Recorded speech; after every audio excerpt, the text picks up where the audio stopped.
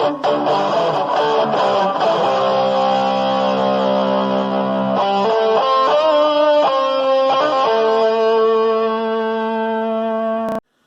guys, it's Mike here with Just Recording. I got a great video for you today, and it's what I was talking about in my last video about being in a park. If you're in a park and you're operating as news media, you do not have to leave. I went down to the park, the skateboard park in Orleans today, and there was Bylaw there, and I set up my camera in the park. He did come talk to me, ask me to leave, but after I explained what I was doing, he left before I did, and I thought he did a great job. And especially considering he had to listen to me rant at him for about 15 or 16 minutes, which I almost feel a little sorry for him. But I think he did great. But this is how to handle yourself with Bylaw in a park, guys. Be safe out there and be free. Here I am at Orleans Skate Park. We're paying a Bylaw officer here just to sit here with the car running. We're paying him to do that. That's fine. Hasn't said anything to me yet.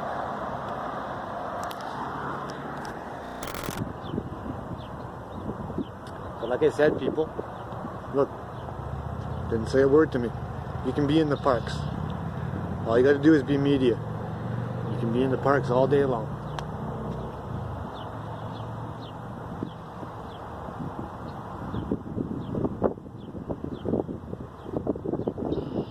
Make sure you guys get out there and enjoy the sunshine, this beautiful weather that we're having. I mean, you're going to get sick if you don't. If you don't get out in public and you know, get fresh air. From time to time you get sick.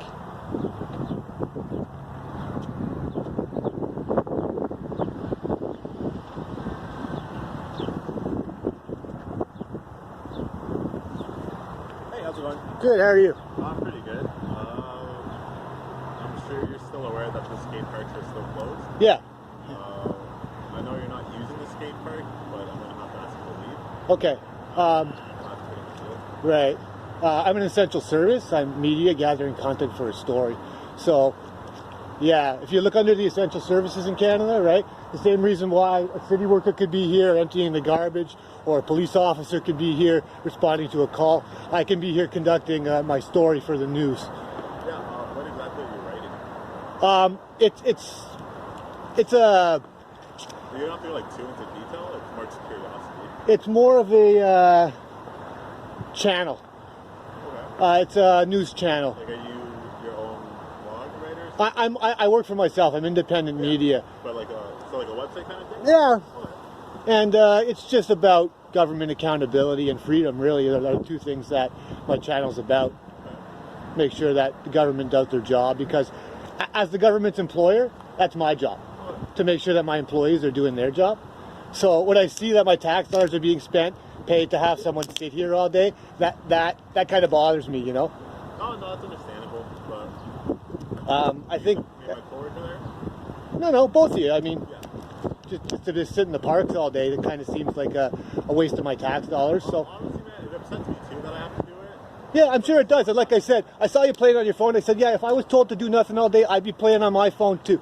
You know, so I don't have anything against you personally. It's the whole system that I don't like, and so it's my job as, again, someone who's supposed to be in charge of that system, one of the people that the government is supposed to work for. It's my job to make sure that they do their job, right? So that's what I do. I just started doing it. I found a little backstory. I don't know if you're interested. I was assaulted by a police officer in Quebec, and I didn't like that. I don't like my servants telling me what to do, and I don't like my servants putting their hands on me. And so I find this thing, because the police in this city, they're pretty good, because they have those body cameras that keep them accountable, right? But the police in Quebec, they don't have that, and so they act like tyrants. And so they also target more Ontario plates than anything too. I was in a park before any of this happened. It wasn't a closed park. There were plenty of people in the park.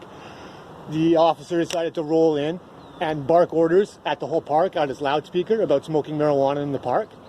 And I didn't like that, so I exercised my free speech, but I didn't have a loudspeaker, so I couldn't yell as like he was yelling across the park, so I used my middle finger to express what I was, and he immediately got out of his car, chased me into the skate park where I had started skateboarding and shoved me off of my skateboard. Luckily, there were public cameras, and I pulled the footage, and that's what started me on my quest to make sure that we don't have people like that doing jobs like that, that we have stable, sane individuals working for us. That's basically it. So I'm going to be here covering this story, and that's just that. Okay.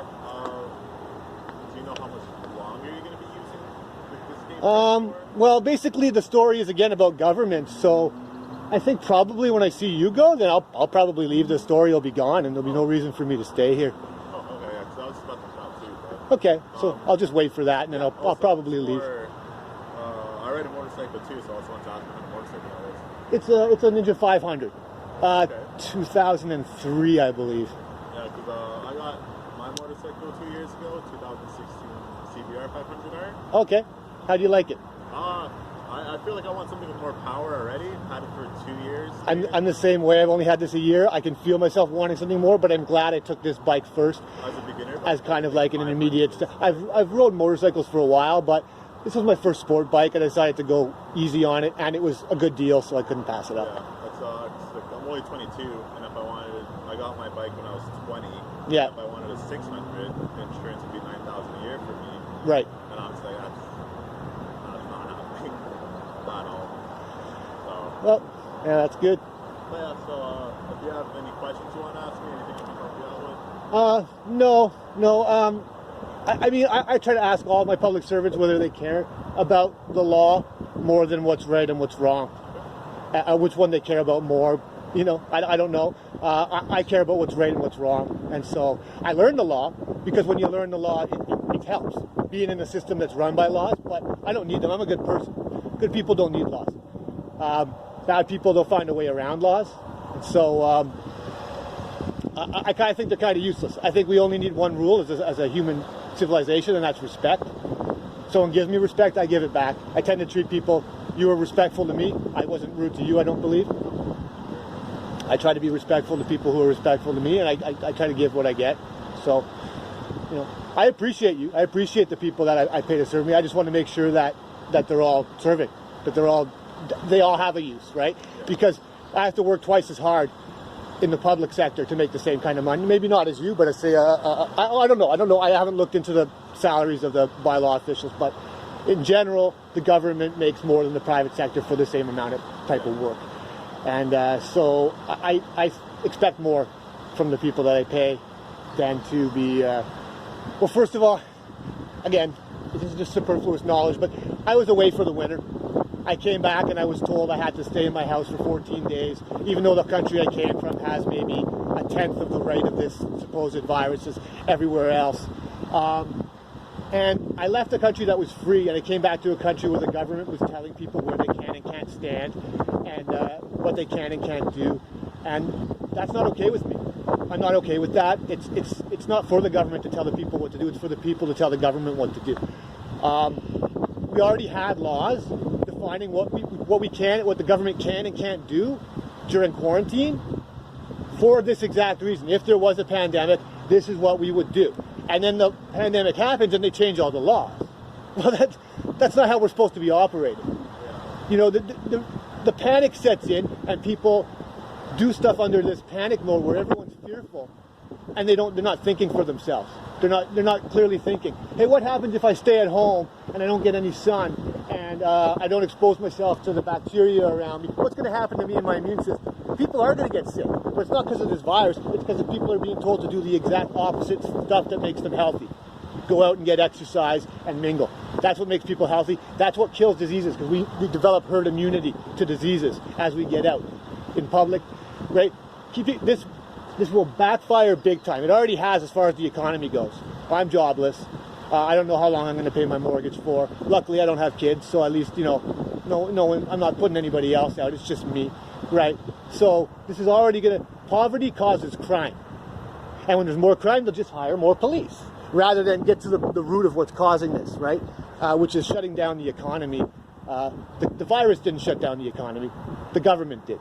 The government decided, we're shutting down the flights, we're shutting down the jobs, we're saying you can't go into the parks. Virus didn't do anything to the economy. So I took it as a threat. When I got home and they handed me a piece of paper, if I leave my house in 14 days, we're going to lock you in prison or give you a fine, that's a threat. If I said to someone, do what I say, or I'm going to lock you in a cage, that's a threat, right? Right, the government threatened me. I don't stand for that kind of shit. I did stay at home. I happened to have an injury at the time. I had a busted rib, so I was laid up anyway. So I did stay home for 14 days. But I tell you, I don't like being told what to do. This is supposed to be a free country. I believe in freedom before anything else. My rights over people's irrational fears. My rights over their fears. All day, every day. And so I exercise them. I find ways to exercise them. I find ways to be in a park legally during this. I'm media. You could argue it. Call the police. We could have a whole big debate about it. But the more footage like this I gather, the better. The more I show good people who have some common sense, and the bad ones, the better off the system's going to be. Because you don't want bad people doing your job, making you look bad. Sorry for ranting at you. I'm upset by all this, as someone with my perspective on the situation would be. From a freedom point of view, from a free country point of view versus a tyrannical country or a fascist country. And the more I see police become militarized, flexing their muscles, the more I'm going to flex my freedoms. There's things I can do that would really piss people off that are perfectly illegal. I could go out in a mask with a sign saying F the police if I want. We live in a free country. I can do that. I don't. I give everyone an opportunity. This, I just record. And this doesn't make anyone look good, doesn't make anyone look bad. It only shows what happens. And that's what I like it, because everyone has their own spin. This is just a camera. I'm allowed to film anything I can see in public. And that's another thing. It's not just about educating the people that work for the government, because some of them don't know. It's about educating people in general. I had someone the other day say, you can't record me. And I wasn't even really focusing on this guy. I was just recording around in public. Well, don't tell me I can't, because now for sure I'm going to. You know, now for sure I'm going to. Right? The government started the trend of public recording. The government put cameras up in public everywhere before, you know, and people get upset by my camera. No, I'm going to start doing this in more places. Once things reopen, I'm going to go into Service Ontario centers, public libraries, just to educate people. Because there's a lot of ignorance around about rights and freedoms, and people just don't know what we have in this country as a right and what we have as a freedom. City halls, police stations, go outside, public areas of prisons and record, and just make sure that people uphold my rights. That's what I'm going to be doing. Well, I don't have a job. I may as well do some activism for the community as far as I'm concerned. What's that? It's always good going outside too. I breathe fresh air. Oh yeah, this is making me healthy. But because I'm healthy, I have a strong immune system. So I could be carrying this deadly disease and spread it to the people with the weak immune systems, and that's somehow my responsibility because I gave them weak immune systems. Or it's the same as peanut butter. Some people, that'll kill them. I'm not going to stop eating it. You know, that they have to avoid the peanut butter. The people with the weakened immune systems have to stop coming out in public. This is the first time in history anyone's told a healthy person you should be staying home. You should be staying out of public. We're not supposed to be doing that. The Quarantine Act specifically said you have to have reasonable grounds that someone has this infectious disease before you can ask them to stay home. Or at least it said that before whatever laws they just changed. Because I read it before I came home. I read it and said, what can the government do and what can't they do? And they're doing all sorts of things they're not supposed to be doing. And I think anyone who gets this to the Supreme Court, any sort of constitutional lawyer, any sort of lawyer who understands the Charter of Rights and Freedoms, is going to squash these down. Even if I was to go skateboarding and you were to give me this ticket right now. Well, first of all, I wouldn't tell you my name, so that would be kind of difficult for you. But secondly, it wouldn't matter. When it got to the Supreme Court, when I appealed it, we would have some case law. I'd love to have a case named after me in the name of freedom. And we have these freedoms. There's already case law. That's the thing. We already had the established rules of what to do in this situation. And the supposed situation happened, and we're not doing anything that we were supposed to be doing. So I'm upset. And so media and activism, that's what this is all about. Education, accountability, all of that. All the good stuff. Showcase the good and the bad.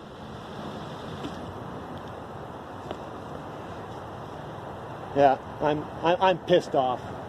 I'm gonna stay pissed off until things go. People stop burying their heads in their pillows. People stop acting like cowards. Then maybe they'll be angry like I am instead of afraid. Well, I mean, I know as of Tuesday, I think more stuff are going to be opening up. And then It's good. I got stuff to do. January 1st, I think there's more talks about less stuff being regulated. I don't know, like, we don't have a date when this will end, right? Nope. So hopefully soon, anyways. Like I said, it'll end when the people stop being afraid and start being angry like they should be. Yeah. The best thing, though. It's just it. I try not to tell people what to do, but I'm also trying to wake people up to what's actually going on here, which is that even if you believe the numbers on TV, this thing is no more worse than a bad flu, and yet we shut down our society for it. 110,000 people a month worldwide die in car accidents. Did we shut down the world because of that? Did we say you can't drive motor vehicles anymore because 110,000 people a month worldwide die? Not anymore, mind you, because the world shut down. So, but you know what I mean? We don't shut stuff down because some people are dying. That's just not. It's a little hard to compare like car accidents to an infectious virus. It's easy. If you want to believe the numbers, they come from the same source. WHO, go look at both their numbers for both. 1.35 million people die in traffic accidents every year worldwide. That's what they say. Or more than that. I can see it being more. I mean, we don't stop people from driving, although maybe we should. That's something we could actually do something about. The thing about isolating people, if you know a little bit, even a little bit about immune systems, it's not good for them. So they're going to get their self-fulfilling prophecy. The media tells us to all be afraid and lock ourselves in our homes or we're going to get sick. And then people are going to get sick and they're going to go, see, we told you this was a big thing. I've watched them do it. It was around 20 years ago when I watched 2 buildings fall to the ground like they were full of explosives on TV and in the media. Everyone was afraid. And I was like, hey, don't believe what they say. The first name they say is going to be a lie. There's still no evidence that the guy they said did it to this very day, and yet everyone believes it. I stopped watching the TV back then. I realized they're reading a script. All they're doing on that television is reading a script. And the people that are on the right, they watch Fox News and they believe that's the truth and the CNN is the lies. And the people on the left, they watch CNN and they believe that, they're telling us the truth and the Fox is the lies. And it's just all lies coming down 2 taps to pander to everybody's sensibilities. I'm a leftist, I believe I'm pro-choice and I believe in this and that. Well, then we're going to have Lou Dobbs and CNN telling me what to believe, and then it's just pandering to lies to different people. There's corporate interest behind all of this. When you follow the money, this is bigger than COVID. The people who are behind this, Anthony Fauci and the Bill Gates of the world, have openly said this was going to happen. And not just this, but when. They said during this Trump administration, we're going to have a surprise pandemic. And you believe, they're just really good at their jobs?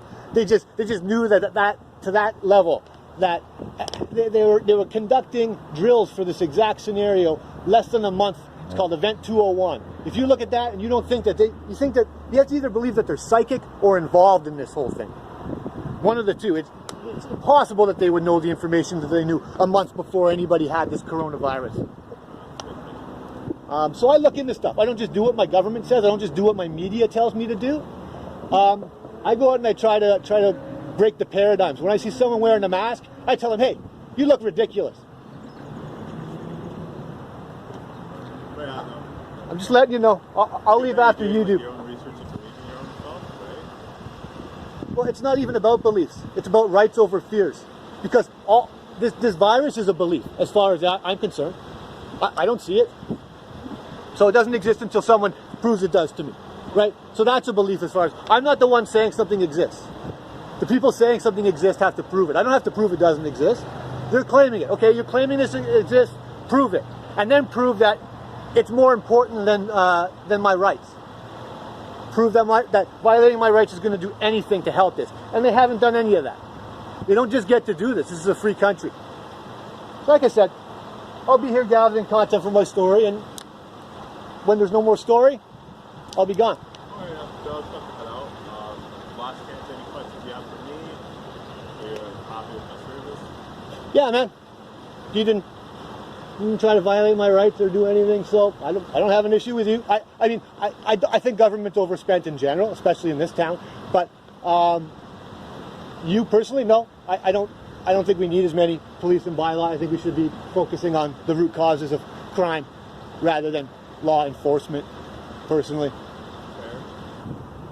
Fair. Well, I'm gonna head out. Enjoy the rest of your day. Yeah, you have a great day too, man. Stay safe. Hopefully you don't run into anyone more challenging than me today. Alright. Part of the job, right? Take care. Have a good one.